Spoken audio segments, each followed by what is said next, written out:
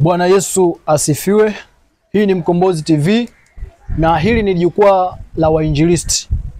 Kazi yangu leo ni ndogo sana. Hapa nimekutana na rafiki yangu, sijajua anaenda wapi, anatoka wapi. Nataka nimuulize yeye anaitwa nani na aniambie, maana nimeona na msalaba hapa.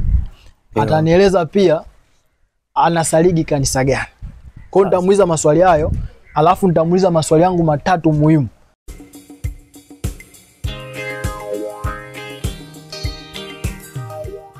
Mkombozi TV, sisi tunawakumbusha Wakristo wenzetu kwamba wasilale, waamke, wasome Biblia. Na maswali nitakao kuuliza ndugu yangu ni ya Biblia.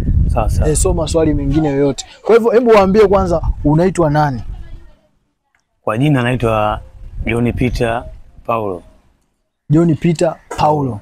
Ni Mkristo. Ni Mkristo. Ila zebu tofauti na ndugu zangu. Mimi ni Roman Catholic.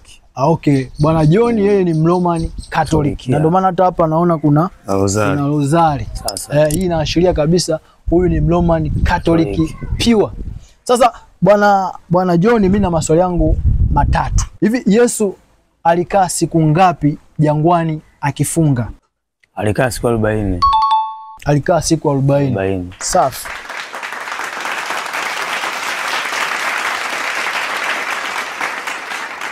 Kwa hiyo na vipi, haujui kama kuna manabii wawili ambao wao walikwenda mbinguni bila kuonja mauti?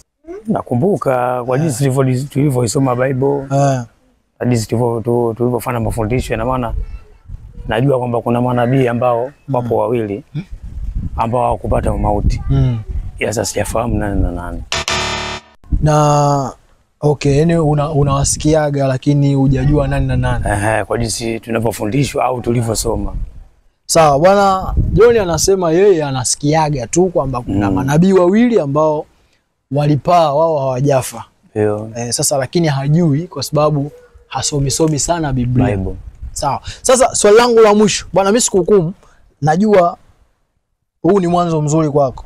Najua kuanzia leo utaanza kwenda kupekua kidogo, si ndio? Kweli. Kusoma Biblia. Nafuatilia. Sawa. Sasa swali langu la mwisho, kitabu gani cha mwisho, au nitajie jina la kitabu cha mwisho kwenye Biblia? Cha mwisho kabisa. Zaburi.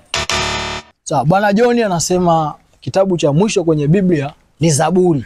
Mimi sitaki kumhukumu Bwana John kwa sababu anasema yeye hana desturi ya kusoma Biblia. Kweli. Lakini namuomba Bwana John kuanzia leo aanze kusoma Biblia. Lakini pia wewe unaniangalia, hebu weka majibu sahihi hapo kwenye komenti yako. Tunachokifanya ni kukumbushana kwamba kuna umuhimu mkubwa sana wa kujifunza maandiko ya Mungu. Maandiko ya Mungu yana faida kubwa sana.